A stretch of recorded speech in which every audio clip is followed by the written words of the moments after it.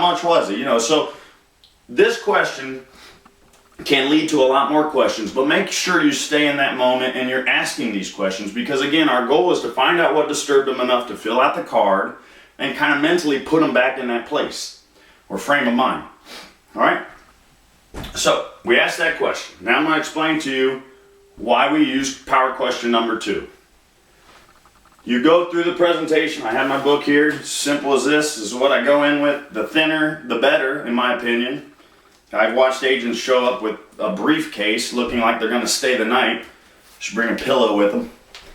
Smaller the better. It looks like, you know, if you're at the door, hey, it takes 2 minutes.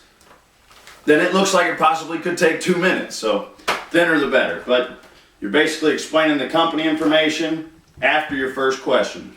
Had you experienced a funeral lately? Now I'm going to talk a little bit about the company. We talk about the average funeral, $3,500 to $8,500. Most are falling in the middle, somewhere $7,000. Power question number 2. For those people, when you first ask, had you experienced a funeral lately, they're a little defensive and they say no. I quickly remind them, well, a lot of people that had responded to us had experienced a funeral and found out how difficult it was. But I'll go ahead and tell you a little bit about us. We'll go over some stuff. So, power question number 2, for those people who are a little defensive and haven't responded the way you want, it's designed to get that out of them, or you now have a second chance to find out what disturbed them. After a little explanation of the company, it's amazing to me, but their defense has come down a little bit. So we now talk about a funeral.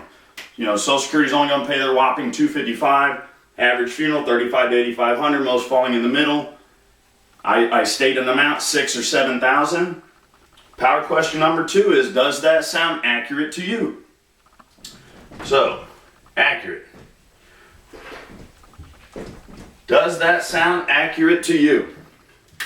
Amazingly enough, for those people that said, no, I had not experienced a funeral in the beginning, and you guys follow this and watch it happen, and you'll say, he's absolutely right.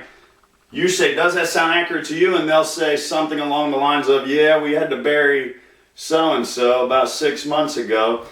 So again, the defenses have come down a little bit, and now they're open to you. So this is your second opportunity to find out what disturbed this person. And again, when they respond the way you want them to, which is what they experienced, let's ask some more questions. Was there life insurance involved? If not, did you have to pay for it? How much was it? So again, you're trying to get their mind into what disturbed them enough to fill this card out.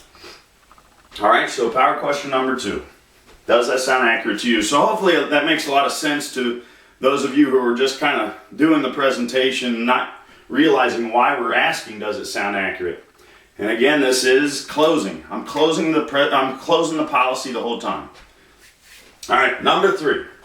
So we go through the presentation. You now have a page where it breaks down how much a funeral costs. So we go into a little bit of detail, not a lot. Not there to put them to sleep. It's not a glamorous topic anyway. Go into a little bit of detail. Caskets and vaults are your number one thing. And at that point, we're going to find out whether they want a traditional funeral or cremation for themselves. Okay? So, I like to say buried or burnt, but we'll say traditional or cremation.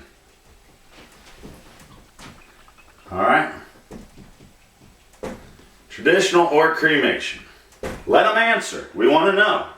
Because this not only is helping me close the deal, it's also giving me an idea of how much coverage is needed. And remember, you're trying to sell based on a need, not a want. I get a lot of people who walk in, well, I want $10,000, how much is it?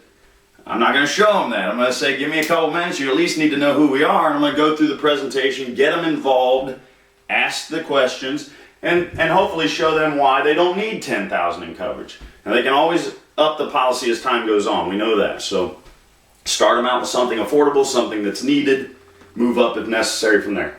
So traditional or cremation. We know what a traditional funeral runs, and we explain that.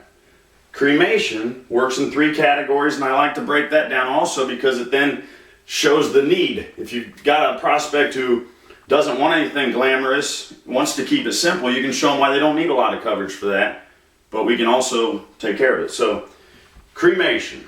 First cremation direct, around the 1500 or what have you, you can look in your thing. Second is a memorial service with just pictures at the funeral home. And the third is a full-blown viewing. They rent the casket, then the cremation takes place, and that can get into the $6,000-7,000 cost of a traditional funeral. So you want to know where they stand on that and what they've experienced. If the other family members were cremated, then we're probably going to be looking at that for them also. So this is designed to help you establish the need from a coverage standpoint. How much coverage is needed? All right. Number 4 is, do you have a plot or not? Plot or not?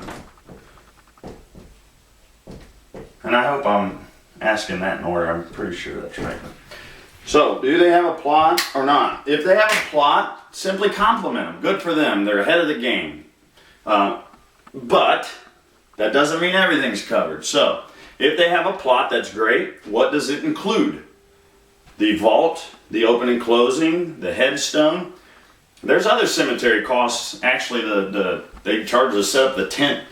But you want to know what it includes. And a lot of times they may have that taken care of. The vault, the opening and closing, the headstone's there. Fantastic. All they need is the casket, the memorials, the viewing facilities, the embalming. As you guys know, there's a little more detail. But we know they don't need a $7,000 policy. They've got a big chunk of this already taken care of.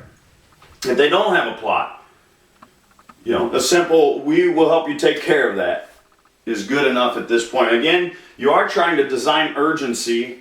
Not having the plot is important. It's not a big thing to beat up yet at this point. There's other parts in this we can do that, but to help them cover that's important. So let them know if you don't have a plot, we'll help you cover it. All right? Plot or not. Number 5, so we've gone through the presentation, and also make sure you guys are explaining the Funeral Consumer Guardian Society in some good detail. Very important that they help with the cost, help keep the cost down, those kind of things. They can plan out their funeral as detailed as they'd like, all that stuff. You want to explain that the best you can. When you say to them, one great thing about our company is we're not just a life insurance company, we also help you plan your funeral. Look at them and see if their eyes light up that this is something they're looking for. Go into some good detail on that. If their eyes glaze over and they're about to fall asleep on you, you might not want to beat it up too much. So move on to the life insurance and you can figure out where they stand from there. All right, so in between you'll be doing the FCGS. Now, we've done the last page of our presentation, which was explaining the type of coverage, whole life insurance. You guys recognize that page, hopefully.